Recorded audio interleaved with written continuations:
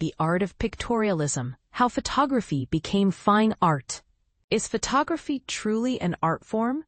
This question has sparked debate for over a century, and Julien Faure-Connortin's La Photographie Pictorialiste, published by Actes Sud in the esteemed Photo Poche collection, dives deep into this fascinating topic. Through the lens of pictorialism, a movement that sought to elevate photography to the realm of fine art, this double volume explores one of the most pivotal chapters in the history of photography. If you've ever wondered how photography transitioned from being seen as a mere tool for documentation to a respected creative medium, this is the story you need to hear. Pictorialism emerged in England around 1890, quickly spreading across Europe, the United States, and eventually the rest of the world. It was championed largely by amateur photographers who shared a bold vision. These pioneers aimed to free photography from its purely mimetic or imitative function, instead focusing on creating images imbued with emotion, personality, and aesthetic beauty. But here's where it gets controversial. How far should photographers go in manipulating their images to achieve this artistic status? The pictorialists didn't shy away from answering this question through their work. To transform their photographs into works of art, pictorialists employed a variety of techniques at every stage of the process. During shooting, they used specialized lenses or soft focus effects to give their subjects a dreamlike quality. On the negatives, they meticulously retouched the gelatin layer to refine details.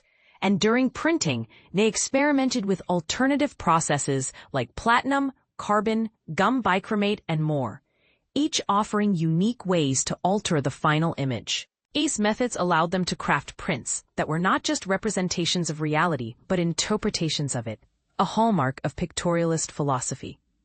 The movement thrived within tight-knit communities of like-minded artists, such as the Linked Ring in England, the Photo Club de Paris in France, and the Photo Secession in the United States. These groups organized exhibitions and published luxurious books and magazines, often illustrated using heliogravure, a technique renowned for its rich detail. One standout example is Alfred Stieglitz's Camera Work, a magazine launched in 1903 that became a cornerstone of pictorialist advocacy. By the early 20th century, pictorialism had reached its peak, with luminaries like Frederick H. Evans, Robert Demachy, Heinrich Kuhn, and Gertrude Käsebier gaining international recognition.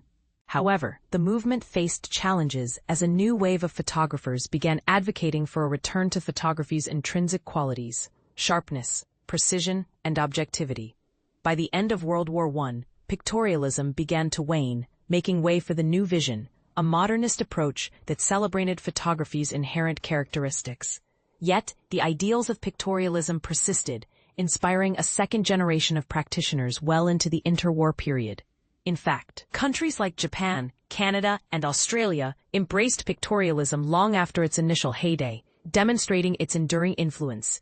Julien Faure-Connortin's La Photographie Pictorialiste offers a comprehensive look at this transformative era. Spanning 248 pages and featuring 125 photographs by 77 artists from 15 countries, the book provides a sweeping overview of the movement's evolution. Readers will encounter both iconic figures and lesser-known talents, gaining insight into the diverse techniques that defined pictorialism, from pigment prints and autochromes to heliogravure.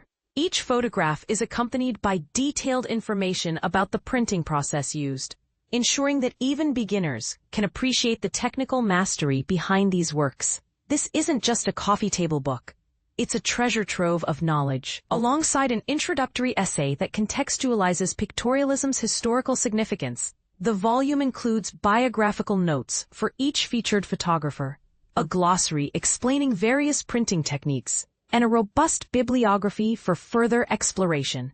Whether you're a seasoned historian or simply curious about photography's artistic journey, this book has something for everyone, and this is the part most people miss. While pictorialism may seem outdated today, its legacy lives on in contemporary photography. Many modern photographers continue to experiment with analog processes and embrace the idea of photography as interpretation, rather than mere documentation. So, what do you think? Should photography prioritize authenticity? Or does it deserve the same creative freedom as painting or sculpture? Share your thoughts in the comments. We'd love to hear your take.